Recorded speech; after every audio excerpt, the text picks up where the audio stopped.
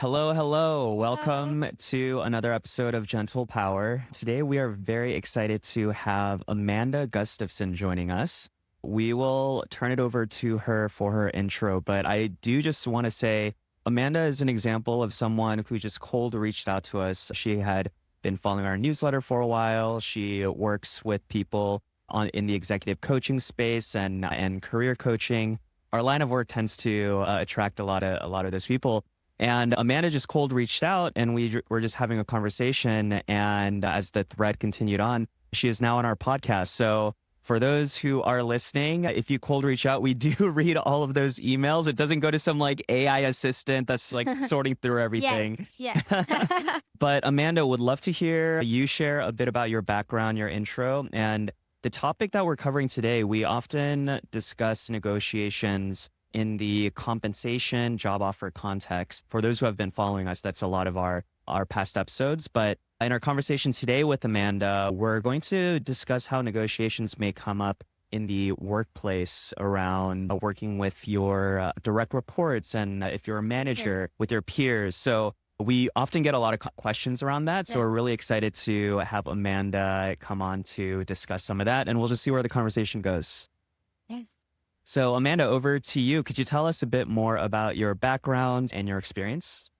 Sure. Well, first, thanks for having me. I think you're doing great work. That's why I reached out. Thank you. Thank you. Yeah. So I started with a bachelor's in physics. So, I got a mathematician over there. I know you play that in that world. And then I immediately went into touring children's theater because that's the next logical step, right? Of Okay. course, yeah. That I was Yeah. actually going to guess that as the next stage. How did you go physics to that? Yeah, well, I had already always loved theater, and I actually had started with an engineering degree and drifted into physics. So I love the math, I love the science, and I also love that performing aspect and communicating and that sense of working with others to create a piece of art is really an exciting thing. So kicked around a little bit, and I actually, at 23, I was working for a theater when the artistic director left, Mhm. and I was next in line. So I ended up running a theater with my colleagues at the age of 23. Totally unprepared for that.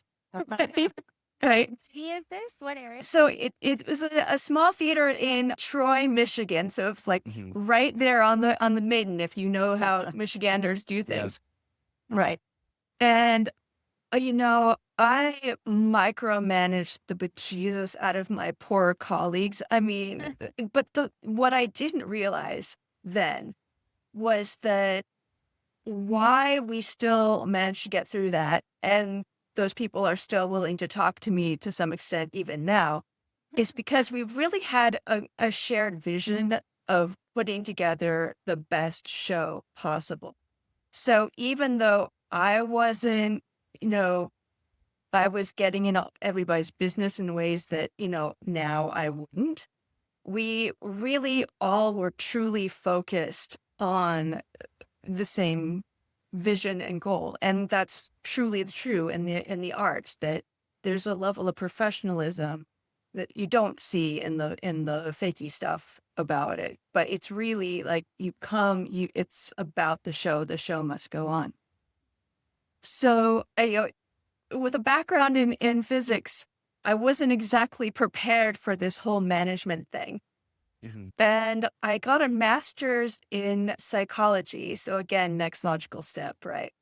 And I think you've had some folks who were in PhD programs and stopped. Yeah. That was me too, right? Uh, Yeah. So yeah. Love our PhD dropouts. I love PhD dropouts. I convinced my brother to drop out of his PhD. So yeah. So I moved into higher education. And again, that's a place where the focus is really on preparing students for their life, for their career. And there's a real shared sense of vision, purpose, things like that. So again, I built my skills there a bit, as a leader was a dean of faculty at a media arts school and did some internal consulting around outcomes, which turns out to be really useful when you're talking to business people about KPIs and things like that. Mhm. And then fast forwarding a bit of time, I worked as a software consultant and discovered the difference when you have the desire to do good work. I worked with smart, caring people, and the very model of hourly billing created this conflict interest between us and our clients Mm. every time. So, we'd be there, we'd have a great relationship. And then you get towards the last hours on the contract, and why can't they test things in time? And it's just this whole stressful situation, right? And so I saw what having the structure cause problems for, just, even with the best of possible intent between people, right? Yeah. And I'm so curious, sorry to interrupt, but because you Yeah. touched on your psychology degree, and Yeah. I think you're referring to our past guest, Sam Liu, who dropped out of his PhD at Stanford in decision making. And I was trying so hard to squeeze any good insights that he had gotten out of his program. But anything you learned in your psychology degree that you apply to your negotiations or communications or anything like that, is something practical that our audience can immediately use? Sure. Actually, it ties in nicely to what I will talk about with negotiating, Yeah. behavior things. We all tend to have shortcuts for describing behavior, like that person's bossy or this person is what have, Like or archetypes and heuristics. right, right. And what my graduate program did was a first step for me to be able to describe the behavior without putting those labels on it. Mm. Does So instead of categorizing or boxing people or behaviors into just one label, because is it that it constrains it too much and every situation is unique? well, so if I'm talking to you and I'm saying, Alex, and you just you just you're so unprofessional. Does that tell you anything? Oh, like labeling. Yeah, actually, this is a concept I learned in the US. I don't think we have it in Albania. So I grew up in Albania and then I moved here for college. And it's such a concept of like don't label people. And also you can say you were, for example, you were careless, but not you're a careless person. You were Mm. careless at a certain moment, or you, I don't know. Like even when you say by yourself, I'm lazy. It's better to say I was lazy that one day as opposed to I'm a lazy person. Mm. But Right. And then to take it even one step forward, more into the concrete, which is I got up that morning and I had a to-do list, and I decided to drink coffee and scroll through videos instead. Mm. so not even use that word at all, but just Right, describe entire behavior. right. Interesting. Yeah. And what's the reason behind it, and what's the impact? I still love this question because it's getting right into the heart of having these behavior conversations. So if you and I are talking, and let's say that you and I agreed that something was going to happen at noon, right? We were going to meet up at noon.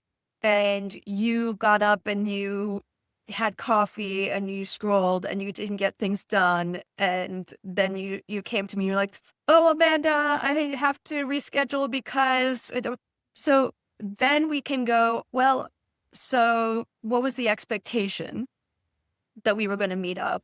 Mhm. And that we were going to be both, have our notes ready or whatever it was, right? And what actually happened, you got up, you had coffee, and we can go through what the thought process is for that, right?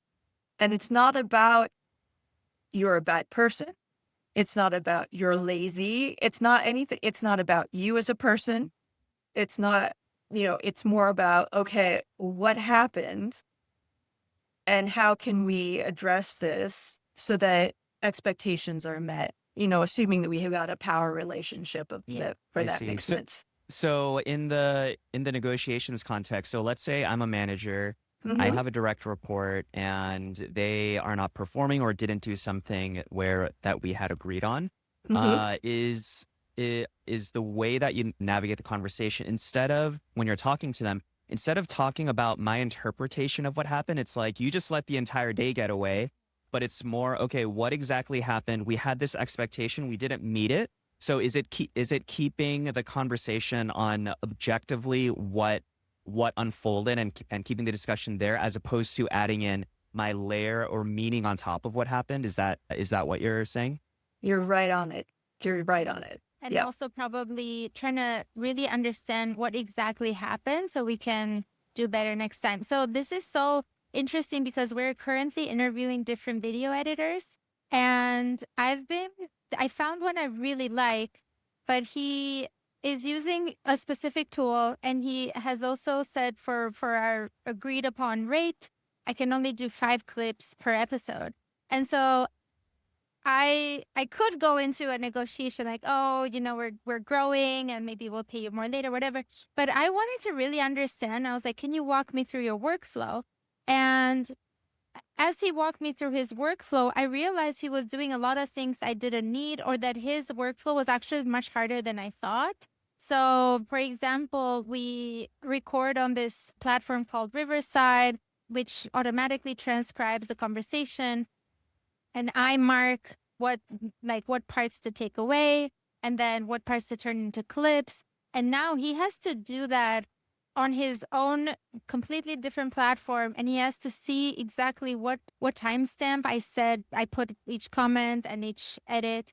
And like, oh, this is so much work for you. So I figured out a way to cut down on his time, and this freed up so much more time for him to give us more clips. At this time, I think he can, for our recent episode, he did 10 instead of 5 or even 20. Oh, wow. Yeah, it was actually Nice. very, yeah. And so I feel like I could have easily gone into, well, can you do, I don't know, like, can you do 7 or 10?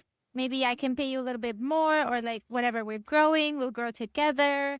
But I was a lot more curious. Like, I feel like maybe there's something in his workflow I can help. Like, maybe I can take on some of the work. And that was really helpful. So it feels as if there's some parallel here. I think there really is. Yeah. You're really bringing it in. And one of the things I want to take a step back, because we drove right into that concrete part, which is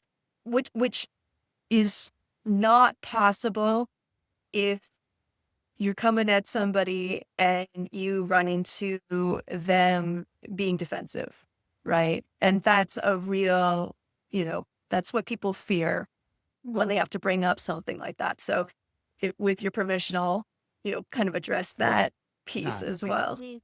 Yeah. So I was thinking, you have a lot of tech and AI and IT people in your audience, and you really have an advantage when you are having these kinds of conversations, because you have a shared understanding of a postmortem to a project. Hmm.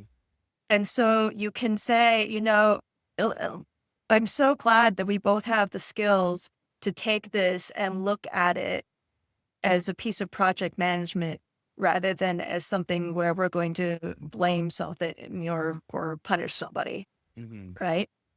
And putting that frame on it lets people do exactly what you're doing, Gertha, of like, okay, well, so let's get curious about what's actually behind this. What structure, what's going on here, what are the actual steps, Yeah. so we can get to our result. Yeah. Yeah. Mhm. Go ahead. Oh, I was going to add, and then the other thing that really gives you a leg up is that IT people, all of the folks who have softwares, as a product, you would never ship a product without testing it. Right. And so part of these conversations, I mean, a lot of folks get to the end of a performance conversation And they're like, "Phew, okay, thank goodness nobody died. We were okay, right?" And the ending was, "Yeah, we'll do better next time." But instead, actually building the feedback loop in of, okay, what's our test for this? How's this loop going to close? Is something that you already know how to do when you are a tech person, and just applying it in this situation as well. I see. Y- So when you work with your clients, what are your most important pieces of advice when you advise them on how to be a better manager, or if you're having some sort of troubled relationship with a direct report, how do you help them navigate that?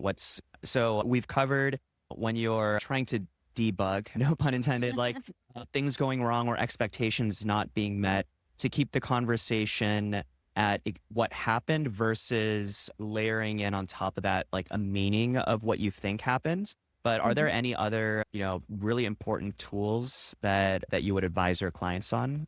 Yeah. Yeah. So I think you're describing it really well. And what I would say for IT people is, don't solution before discovery. Yeah. So Don't don't solution before before discovery. discovery, right? Very first solution. I love that so much because in negotiations, I have realized a lot of my negotiation sort of principles, they just came out of first principles. So I think in the US, there's this habit of like, oh, give a term to everything, give a name. I just follow the logic. But I'm realizing recently that the first few steps that I recommend to our clients are more discovery along the lines. You call it discovery. I called it more like information gathering. Mhm. And so you don't just like people are like, okay, I got the job offer. What should I ask for? I'm like, oh no, the first few moves are you just information gathering. Like we try to figure out how how much more can they come up on cash? How much more can they come up on equity and things like that with different tactics, different questions, rather than you just come out and sort of ask for a specific number. Yeah, absolutely. I mean, Discovery, then solution. Yeah. right, exactly. I mean, that kind of goes into the hot take question that you Yes. you sorry, yes. Yeah, let us get Yeah. into that. So as I mean, it sounds like you've watched our episode and you've listened to it. And the one question we ask everyone, there's two questions we ask everyone. One is, what is your hot take about negotiations or power? And then we'll get to the second one later. So yeah, what's your hot take on negotiations or power? Okay. So for negotiation, really recognizing the value to the other side and bringing that forward as much as possible. So if someone is working with me or we're discussing them working with me, I want to be pretty confident that both they and I think that they're going to get at least a 10x return on working with me, Hmm. right? And that could be something squishy, soft, like, the sensation of how well their team is working. That might be real pain, Hmm. but it also shows up in productivity in terms of hitting goals, in terms of retaining people, in terms of all of the creative output that you're going to get as a team, right? So it's really easy for somebody to say yes if they can confidently say that the return is significantly more than what they're going to be putting in. And the bigger that delta, the more likely you're going to get a yes. Mm. Yeah, that reminds me of, and this is when we were redesigning our website, and we've updated a lot of our offerings. And I've also heard this in a lot of just through reading about business and podcasts and stuff. So when you're explaining what your service is or your products, instead of saying what you do, you want to phrase things as what the person will get out of it, Yeah. right? So instead of saying we have an online course that has 10 video modules that cover how to negotiate. I'm just using this Right. as an example. Instead of saying it that way, you say, if you take this course, you will learn how to negotiate under high pressure situations. You'll be confident going into every recruiter call. you won't get flustered, you won't be thrown off, and that's what you're going to be getting out of this course. You want to frame things in the value that they're getting, not just what does this Yeah. contain, right? And Mhm. Amanda, you really caught my eye there when you're like, do you promise me or you tell people you want to 10x the value that they get out? Yeah. And I love that because I mean, well, it has such a shock value as well. So we live in Silicon Valley and we are like a promise of a 10x return. That's what startups are promising, and that's what investors are. It's like 100x nowadays with AI. What the returns that they're chasing. So when I Yeah. heard that, I'm like, wow, that's just you mentioning it. It's like you have my interest. Yeah. Well, it's very much going to depend on the conversation that I'm having with the founder, the owner, whoever it is that I'm talking to. But we got to be working on an expensive problem where this isn't worth doing. Right. Yeah. Yeah. So how would you summarize your hot take again? So it's like in one sentence. The greater the difference in the right direction between the perceived value of what you're offering and the price, the easier it is for people to say yes. Okay. So The better a Yeah. deal it looks because the more value they're going to get. So how do you that is a hot take because this reminds me of your example, Warby Parker, this eyeglass company that was started at Wharton where Alex went for business school. And there's this well-known story now where they were telling their professor about their business model and their pricing and all that. And then the professor said, oh, you actually need to double your price because the more expensive something looks, the more people associate it with more valuable. And so I'm curious how to, I see what you're saying. Mm. And I get your side of it too, because there are a lot of random startups in Silicon Valley where they're like, oh, I'm going to put a hotel on the moon and investors will just invest just for the gamble of it, I guess. Where the money they're putting in seems so small compared to the big vision. So I get the price versus return, but I also get the value of pricing things pretty high to signal value. So I'm Mm. curious, how can we reconcile those two? Are Oh, they sure. different things entirely? I'm trying to think. Well, so when you're talking about pricing, like you're saying, putting a sticker price on a product, what you are giving a perception of value, right? So and in terms of glasses, you're also potentially giving a status signal, right? As humans, we do that, but it's a perceived value element. So if we're talking commercial versus B2B a little bit here, I think is what we're comparing. Distinction. Yeah. Yeah. That, yeah. If it's Yeah. like an actual product that you wear or you buy, then the pricing, yeah, I think people are now used to associating, oh, the more expensive, the higher quality and things like that. But if you're sharing, yes, you're gonna pay this much to work with me, but it could unlock so much more for you. I get that because especially in negotiations and the work that we do, sometimes one word, like taking away a word from someone's email or putting in a word, it can really make a huge difference. I'll give an example. If a job applicant is negotiating their job offer, they got an offer, they're negotiating. And if they say, I can't wait to start, I'm so excited to get started. Could I have more money?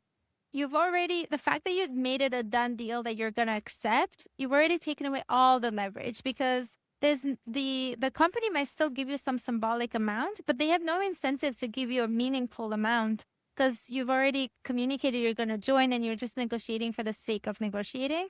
And so we help a lot of clients fix that. But I can't charge per hour of that. It was one sentence.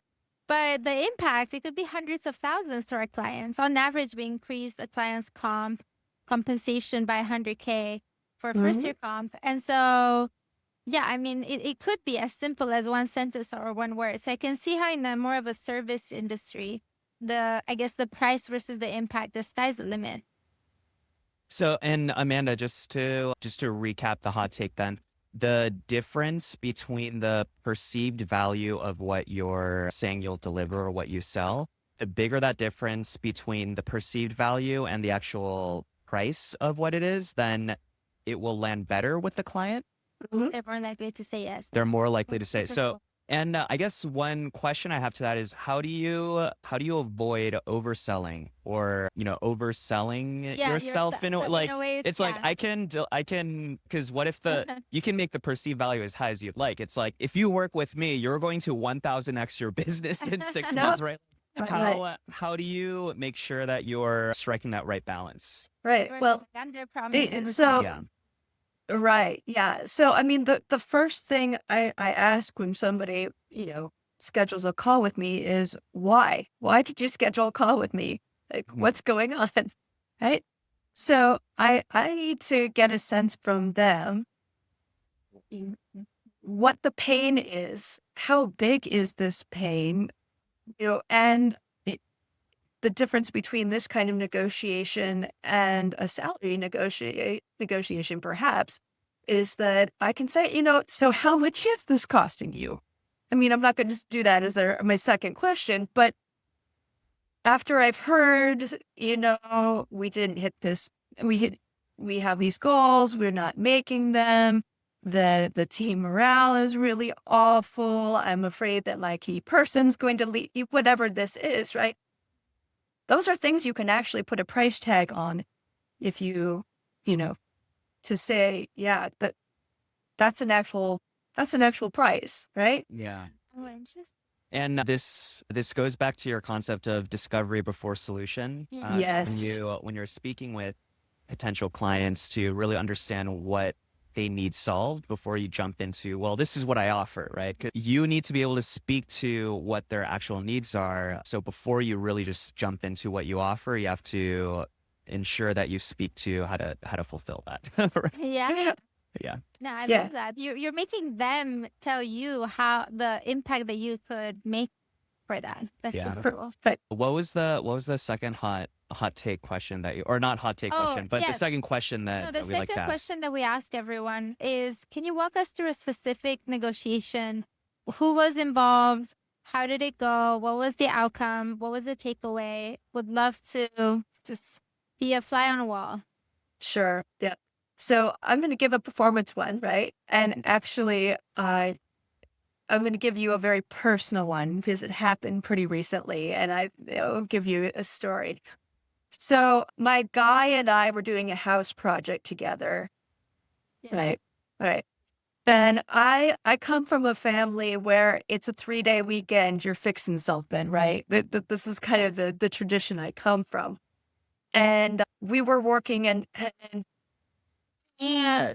So I'm like, okay, task it right. Well, was more important to me than like my feelings about this. I'm going to go walk away, what have you. But afterwards, I, suggested, well, let's have a project postmortem for this. You know what we did, right?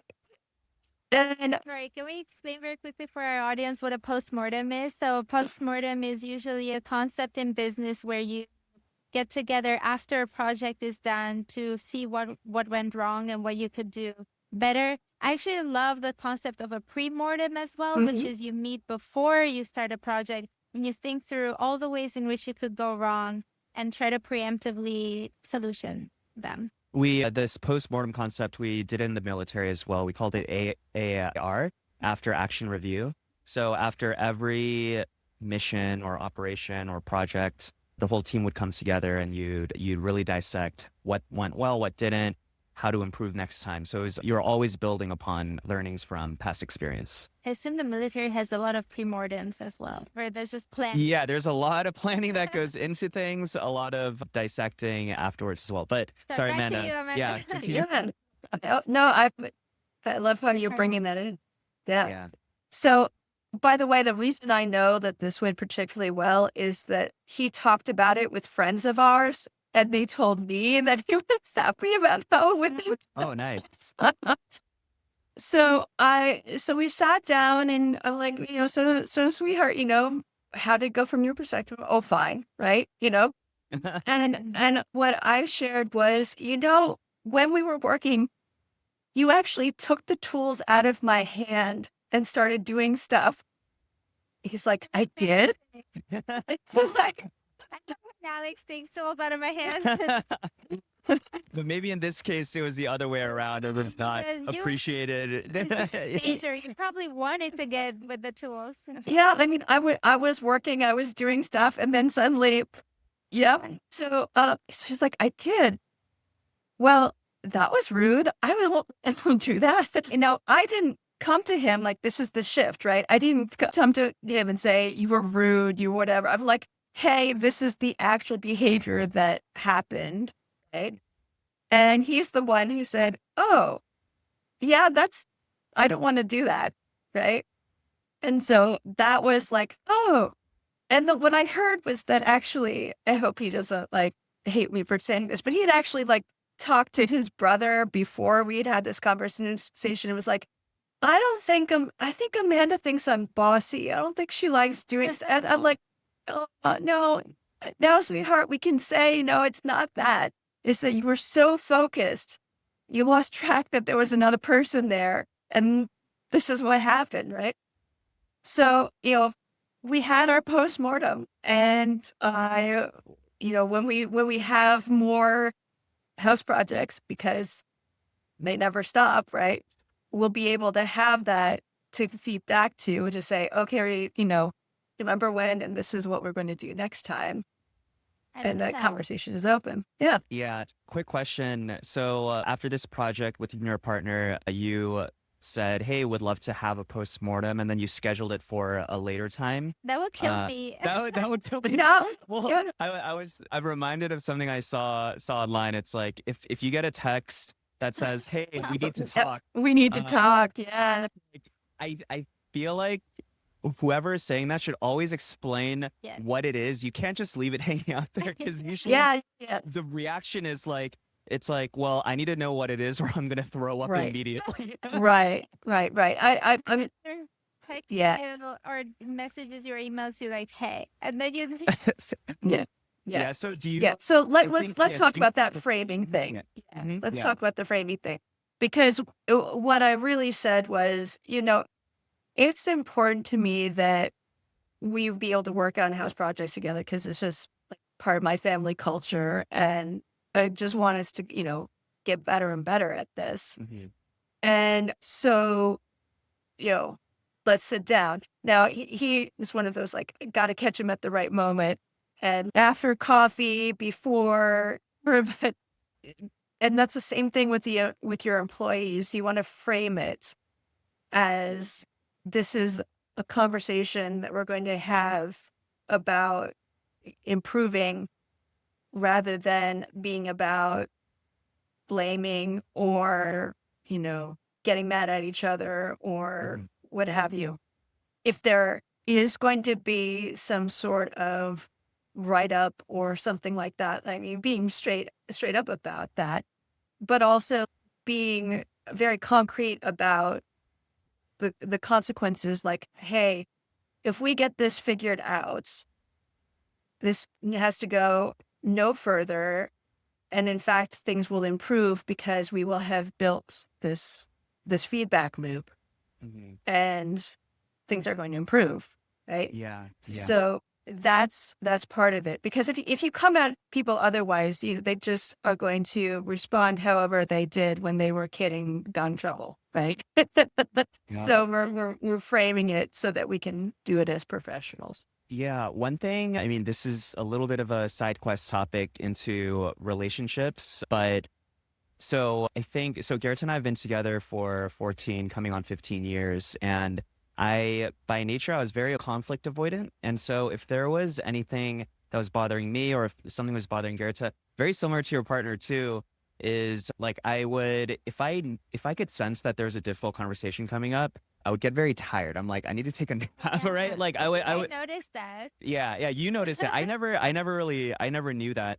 And one system that Garrett and I have developed in our relationship is this concept called what we call turtles. So turtles are basically just any topic that either Garrett would like to bring up with me or vice versa.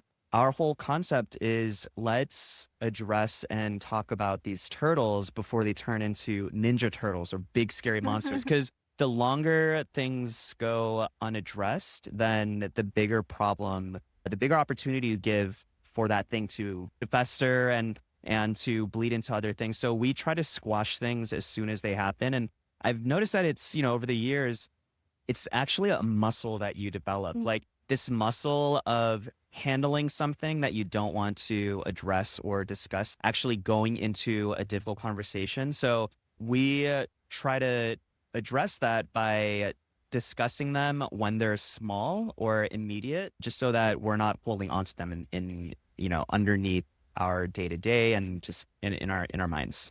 Yeah. Beautiful. Awesome. Yeah, thank you. Any final thoughts on power negotiations? I also realized your background involves physics, performing, and psychology. And lots of P's. It's true. You have something that one of our friends, Hannah Zhang, would call a non-linear career path. And Yes. she's a big creator in the career development space. And her whole thing, her newsletter is called Non-Linear News. And the whole idea is that about you just choosing your path on your own terms versus going through a specific career progression that you think is supposed to happen, right? So I feel like that's exactly what you've done since you were, coming out of college, like running this theater, even though you were a physics major. Yeah, it's true. And it ties back into what I was saying about really being a leader, which is being able to see a vision, share that, get your team in alignment with that. And that's whether it's your career or a performance negotiation or bringing it in front of potential investors. I mean, that's really a key element, I think. And that's another whole piece of what I do with the leaders that I work with. So perhaps another conversation. Yeah, definitely. And Amanda, if people would like to learn more about you, how can they find you? Yep. So my website is myfullname.com. So Amanda Gustafson, Gustafson.com. You can find me there. And, do you do show notes?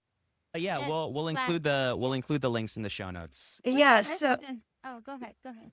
yeah. So I got a gift where we covered a lot of stuff, but I have it in a kind of like step by step piece that people can download. So Cool. I'll give you a link for that. Yeah, that would be great. Did you? Yeah, my question was gonna be because we went to Iceland years ago, and they explained to us that when a last name ends in son, it actually means like that person was, for example, for you. I wonder if someone in your lineage was Gustav's son, like right? Is that Yes, so I'm do you, Gustav's great granddaughter. right? Oh, Yes, cool. Yeah. Do you have yes, like an Icelandic or Nordic lineage? I do. I Swedish Oh, very heritage. Yeah, cool. Oh, Very cool. nice. Yeah, we have a very close Swedish friend, and we visited Sweden. Couple Was years it a couple of years ago? We went to Varberg, which is this town on the western coast, and it was really cool to see like what the suburbs of Sweden are like. And it was a beautiful, beautiful place. But awesome. Well, Amanda, thank you so much for joining us. I'm glad that we connected. Yeah, And thanks for yeah, reaching out. yeah, yes, it Bye. was a real pleasure.